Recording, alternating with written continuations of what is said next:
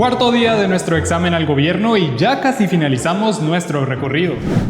Repasemos un poco. Para este ejercicio convocamos a 3 tanques de pensamiento que utilizaron 4 criterios para evaluar la labor del Ejecutivo durante estos 2 años. Los parámetros son cuentadancia, gerencia de cartera, gestión de la pandemia y por último, y el que nos toca hoy, calidad del gasto. Sabemos que los ministerios deben usar su dinero, pero aquí hablamos de que también lo usan. La calidad del gasto es la capacidad de la cartera de ser eficiente en la gestión de su presupuesto y si sus desembolsos corresponden a los objetivos del plan de gobierno. ¿Y quiénes usan el dinero bien? Según el examen, los que más se acercan son los ministerios de Finanzas y Relaciones Exteriores, ambos con 69 puntos. Le sigue el Ministerio de Economía, con 67, y en tercer lugar está la cartera de Trabajo, con 64 puntos. Los ministerios que estuvieron en medio del ranking fueron estos, desde ambiente hasta defensa. Por otro lado, los viejos conocidos ocuparon, de nuevo, los últimos 3 lugares de la lista. El Ministerio de Desarrollo Social sacó 46 puntos sobre 100, el de Comunicaciones 39, y en el último lugar estuvo Salud, que obtuvo 24 puntos. Según los tanques, Salud sí gasta su dinero, pero no necesariamente en proyectos que beneficien a los guatemaltecos.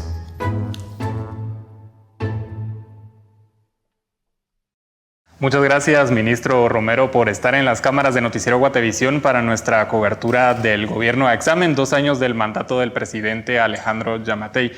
Y ministro, como usted seguramente ya lo observó, en nuestra evaluación a la que consultamos a 3 tanques de pensamiento, el ministerio que usted maneja, el Ministerio de Desarrollo Social, se sitúa en el antepenúltimo lugar con 48 puntos sobre 100 de calificación. Mi primera pregunta, y entremos de lleno a la conversación, es ¿a qué se lo atribuye usted? ¿Por qué ese número tan bajo? Bueno, creo que hay mucho desconocimiento en algunos casos de cuál fue la gestión que se hizo, cuáles fueron los procesos administrativos, los procesos financieros, cuáles fueron los factores bajo los cuales se trabajó, sobre todo en el año 2020, que fue el año de la pandemia, que fue un año totalmente atípico. De hecho, en el caso del Ministerio de Desarrollo Social, desde su creación, que fue creado en el 2012, jamás se había ejecutado el presupuesto que se ejecutó en el año 2020, que ascendió a 7.443 millones, es decir, el equivalente de 5 presupuestos de 5 años juntos. Y a pesar de eso, tuvimos una ejecución el año pasado de 96.8.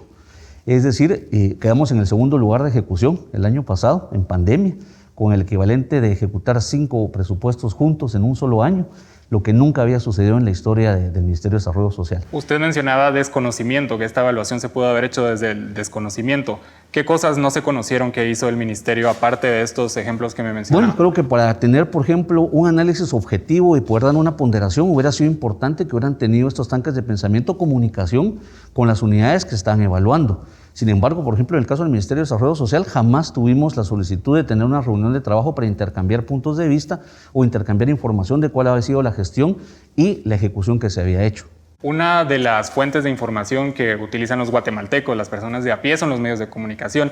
Usted mencionaba el Bono Familia, también hubo programas como el Bono de la Economía Informal, programa de apoyo alimentario, y una de las cuestiones que fue ventilada durante estos años de la pandemia fue que en varios de esos programas hubo algunos errores, como lo han tachado algunos diputados, beneficiarios duplicados, personas fallecidas, migrantes que están en Estados Unidos, empleados municipales. ¿Por qué ocurren esos fallos, si se le podría decir, en los programas? Es muy importante aclararlo y por eso nosotros señalamos muchas veces que se manipulaba información. Primero, hoy ya tenemos datos finales, por ejemplo, de saber que llegó Bono Familia a 2.600.000 hogares. De todo eso se hizo una evaluación de quiénes fueron los beneficiarios. Recordemos que por primera vez en la historia de Guatemala los programas sociales no han sido utilizados ni política ni clientelarmente.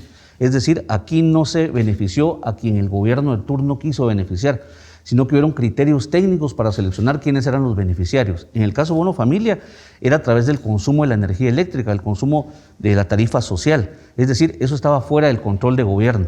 Nosotros simplemente mirábamos el consumo, se hacía una aplicación para que las personas pudieran optar a inscribirse, habían datos que tenían que llenar bajo declaración jurada y si las personas calificaban podían ser beneficiarios. Llegamos a 2.600.000 y luego, por ejemplo, se señalaron que habían personas que habían fallecido. Efectivamente, estábamos en pandemia, hubieron casos de personas que se inscribieron como beneficiarios de Bono Familia, recibieron su primer aporte, pero lamentablemente en el transcurso del año algunas personas se contagiaron y fallecieron. ¿Y qué me puede decir de los empleados públicos o empleados municipales? En este caso, por ejemplo, ustedes recuerden que... ¿Ellos son personas que necesitan este tipo de apoyo? En este caso, recuerden que, por ejemplo, aquí lleva bajo declaración jurada.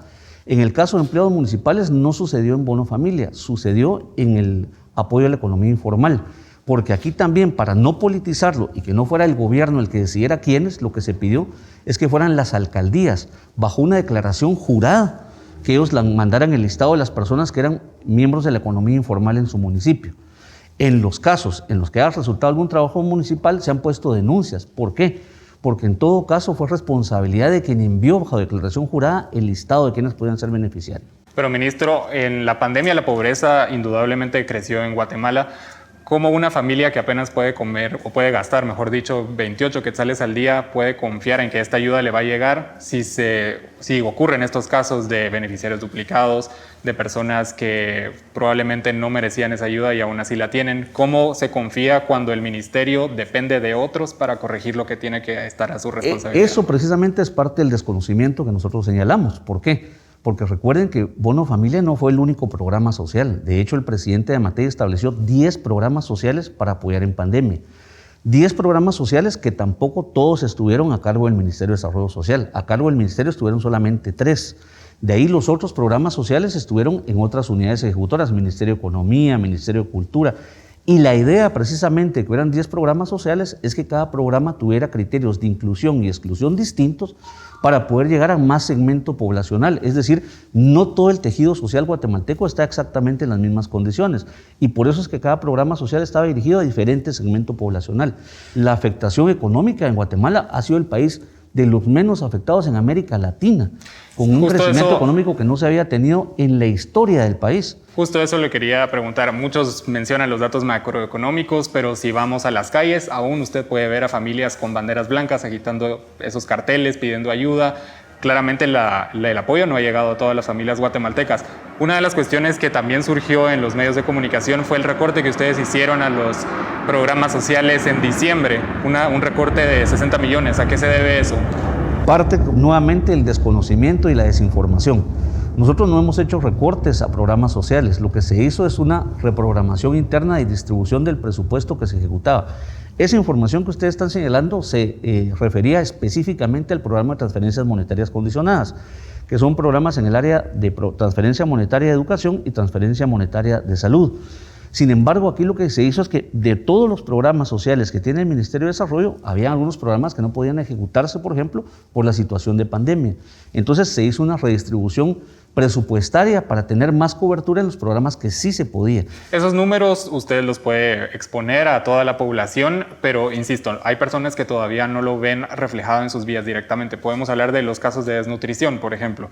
Ahí también interviene el Ministerio de Salud. Aquí es un tema pero bien este importante. año se duplicaron. ¿Cómo usted me garantiza que este tipo de apoyo, ya sea a la desnutrición, a las personas afectadas por la pandemia, etcétera, sí está llegando cuando las cifras muchas veces dicen lo contrario? Sí, aquí lo que hay que diferenciar es que estamos hablando de problemas estructurales. Cuando hablamos de desnutrición, cuando hablamos de pobreza, eso no es un problema que haya surgido en el año 2020 para el 2022. Esos son problemas estructurales que tiene Guatemala de décadas, es decir, los niveles de pobreza, de mortalidad, de desnutrición, de desempleo, de falta de infraestructura, de falta de seguridad, son problemas que el Estado de Guatemala tiene por años, vienen por años. Y precisamente la pandemia desnudó las debilidades de los estados en el mundo. Países que se suponía que tenían sistemas de protección social fortalecidos o países que se suponía que tenían sistemas de salud fortalecidos fueron de los más afectados. Y en el caso de Guatemala, lo que hemos visto es que efectivamente cuando hablamos, por ejemplo, de desnutrición, es un problema que tenemos de hace más de 30 años. Lo que sí podemos decir es que en el caso, por ejemplo, de la gestión del presidente Yamatei, que puede ser calificada de 2020 y 2021, que son los 2 años que llevamos, realmente los resultados están a la vista, los datos están a la vista, las cifras no mienten. Le comento, las brigadas, por ejemplo, de desnutrición empezaron a salir el año pasado a raíz de la pandemia, pero a partir de julio ya no salieron por la falta de apoyo de cooperantes. ¿Cómo usted dice que ahí hay un resultado visible si no están llegando las personas? En este caso es importante tener en cuenta que en el caso del tema de desnutrición no está bajo la responsabilidad del Ministerio de Desarrollo Social. Eso está a cargo de la Secretaría de Seguridad Alimentaria y Nutricional en coordinación con el Ministerio de Salud. Sin embargo, en el caso del Ministerio de Desarrollo Social, quiero comentarles que nosotros intervenimos precisamente en apoyo a muchas instituciones, aún en temas que estaban fuera del marco de la responsabilidad del Ministerio de Desarrollo Social, pero este era un momento en el que todos teníamos que aportar y unificar esfuerzos para apoyar a la población. Por eso es que el Ministerio de Desarrollo Social terminó involucrado en jornadas, de hecho estamos ahorita haciendo estas jornadas de vacunación. Y una de las cuestiones que pues lo han perseguido usted durante estos 2 años como jefe de la cartera de Desarrollo Social han sido algunos escándalos, por ejemplo la compra de las galletas fortificadas de 14 millones, que al final fue un evento pues anulado, ya no se hizo, pero también la fotografía que circuló de usted con aparentemente 2 mujeres semidesnudas. Usted mencionaba que colocó una denuncia para investigar quién la pudo haber filtrado. ¿Cómo va ese tema? Bueno, en este sentido yo ya lo señalé en varias oportunidades. Primero, a mí me da mucha pena, de verdad, y tristeza que hayan medios de comunicación que utilicen ese tipo de acciones y desinformación para generar noticias. Porque primero es importante tener claro que la ley regula que un funcionario puede ser calificado por su gestión, es decir, por su ejecución, por los actos que realiza en calidad de funcionario. Ninguna persona puede ser señalada por acciones en la vida privada, eso es lo primero. Lo segundo, sobre todo cuando se afecta a menores de edad, como en mi caso, que tiene una hija de 9 años y un hijo de 3 años que se afectaron emocionalmente. De hecho, eso es un delito también. Esta fotografía, muchos argumentan que podría afectar a la vida pública, que es un asunto de interés público, porque se pudo haber utilizado dinero del ministerio para realizar ese tipo de actividades. ¿Qué me puede decir al respecto? Mire, ¿Usted es algo que afortunadamente afecta? Me siento orgulloso precisamente de que a mí jamás se me ha señalado ni siquiera de pagar, pero ni un almuerzo con presupuesto del ministerio. Yo no utilizo caja chica, yo mis gastos personales los cubro pues con mi presupuesto propio, jamás se ha manejado aquí recursos en gastos superfluos, de hecho hemos tenido una calidad de gasto en contención. Es decir, yo creo que por eso es importante tener una versión objetiva. Y aquí los resultados están a la vista, lo que hemos ejecutado es lo que ha llegado a la gente. Muchas gracias, ministro Raúl Romero, por sus respuestas y por estar abierto aquí a las cámaras de Noticiero Guatevisión en nuestra cobertura de Gobierno de Examen, 2 años del mandato del presidente Alejandro Yamatei. Gracias.